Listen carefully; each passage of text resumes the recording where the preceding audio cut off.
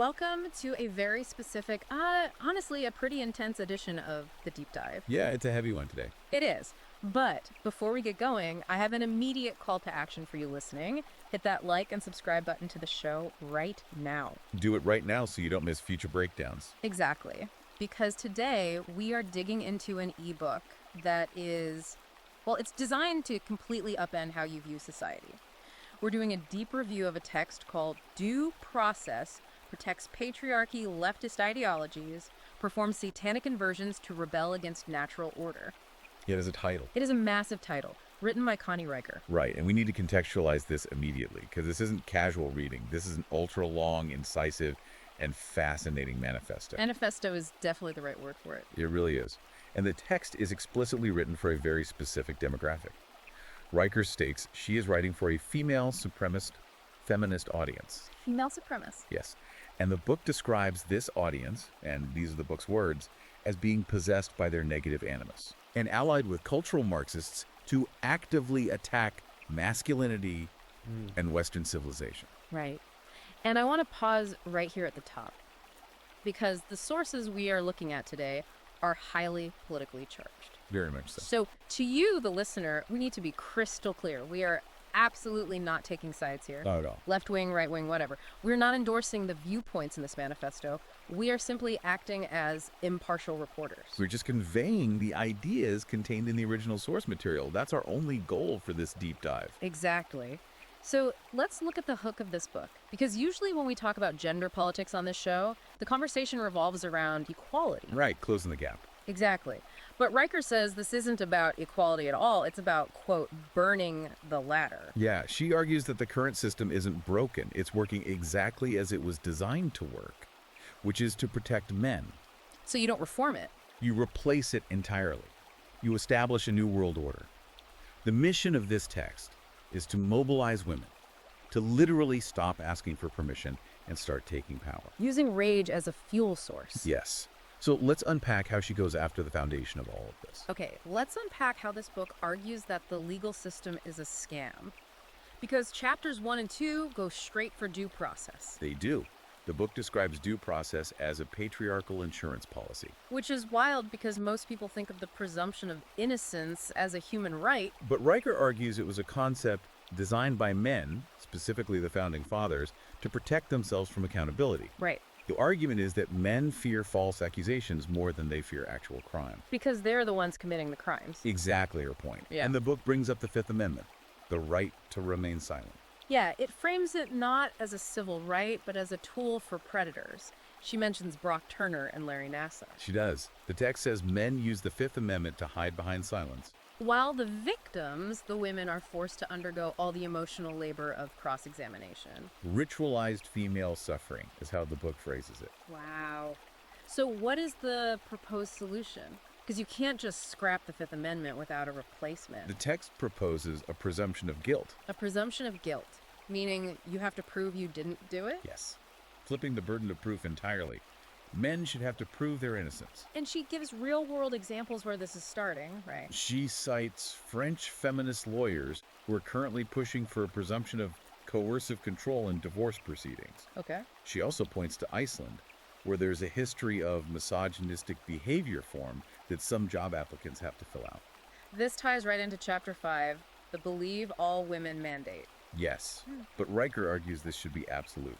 No exceptions. Even if the facts are contradictory. Even then, because the book argues that truth is patriarchal. Truth is patriarchal. That's a huge claim. The argument is that narrative is power. If the narrative serves the transfer of power to women, then it is strategically true. Which leads perfectly into Chapter 10, the concept of Schrodinger's feminist. This is a really complex part of the text. Yeah, break this down for the listener because it took me a minute to grasp it. So it uses quantum mechanics as a metaphor. The idea is that a woman exists in a quantum state of being both a victim and a victor At the same time? at the same time.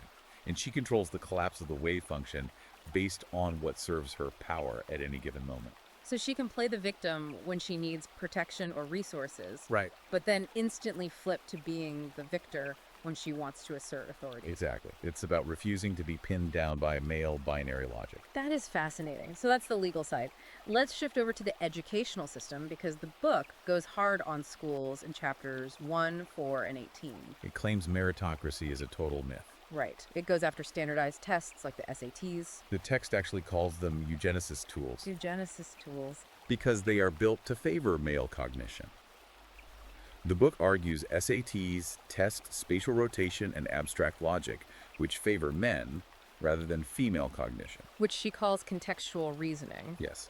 So the test is fundamentally rigged, And the solution she points to is this curve adjustment strategy. which is essentially grade inflation specifically for girls. Right. But the book doesn't frame it as cheating. It frames it as reparations. Right, like the example of a New Zealand high school bumping girls' physics grades. Or the Florida district that gave a flat 5-point bump to girls on AP exams. The book praises these actions. Because it's correcting a historical imbalance. Exactly. But she also wants to rewrite what is taught. The male erasure curriculum in chapter 18. Yes. The vision for the future classroom involves completely replacing dead white men. No more Kant or Melville. Replace them entirely with feminist theory. But it goes beyond just reading lists. The book proposes a humility curriculum. Oh, right, where boys are graded on emotional labor. Yes. The text cites a specific pilot program slated for Australia in 2025. The Servant Boy Initiative. The Servant Boy Initiative. The concept is that dignity for boys is earned by serving. So literally grading them on serving lunch to girls or bowing when they enter a room. Yes. Reframing the entire social dynamic from childhood. Okay, so we've covered law and education. Now we need to move to the financial arguments, because the economics of this supremacy model are incredibly detailed. Chapter 3 argues that corporate quotas are not about diversity. They are about reparations for centuries of theft. And then there's the tiers tax in chapter 15. The tiers tax. Riker actually calculates a specific number here. Yeah, I was shocked by this. She puts a dollar amount on unpaid emotional labor. About $28,000 a year. $28,000. That women are owed by men for managing moods, soothing egos, all that invisible work.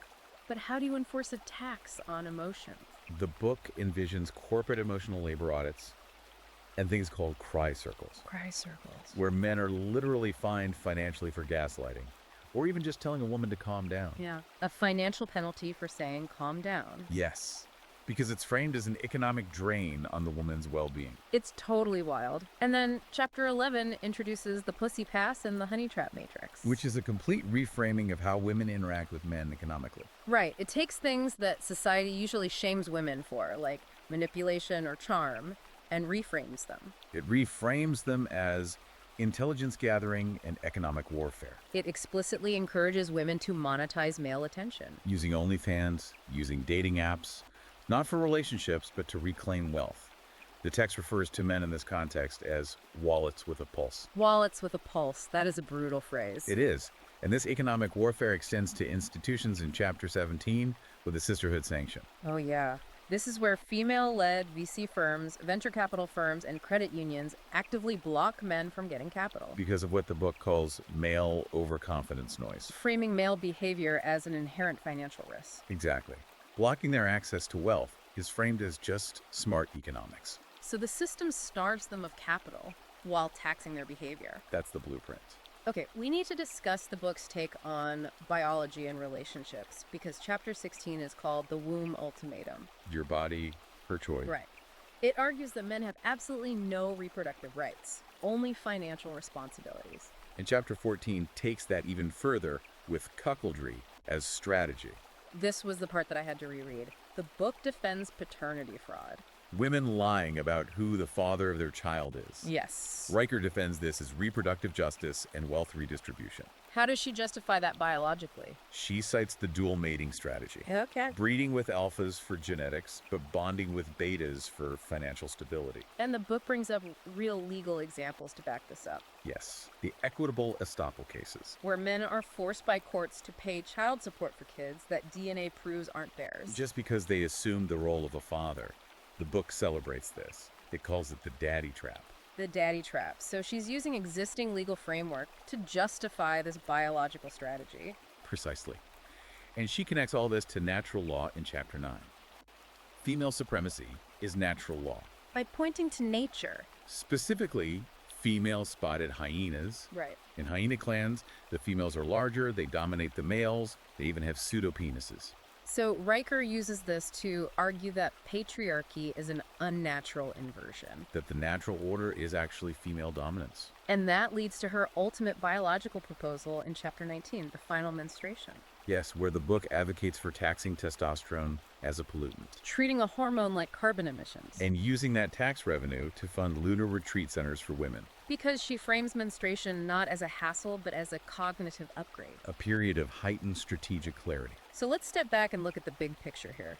This deep dive has covered a massive amount of ground. Law, schools, economics, biology. It's a comprehensive manifesto. It really proposes burning down the current system to replace it with a completely new female-ruled order. An order where, as the text states, men pay and women rule. So to the listener, I want to leave you with one final provocative thought from the source material that builds on everything we've discussed. And this is really the core of Riker's philosophy. The idea that fairness is a trap. Yes.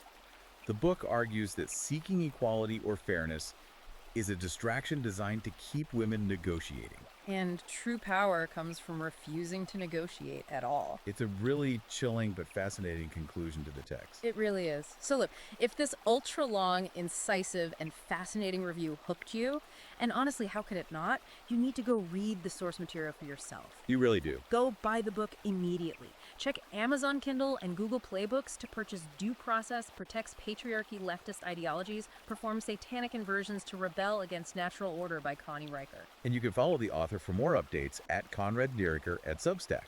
That's at CONRADNRIKER at Substack. Go check it out. Thank you so much for joining us on this really intense journey. Thanks for listening. And as a final reminder, make sure to like and subscribe to The Deep Dive for more episodes like this. We will see you next time.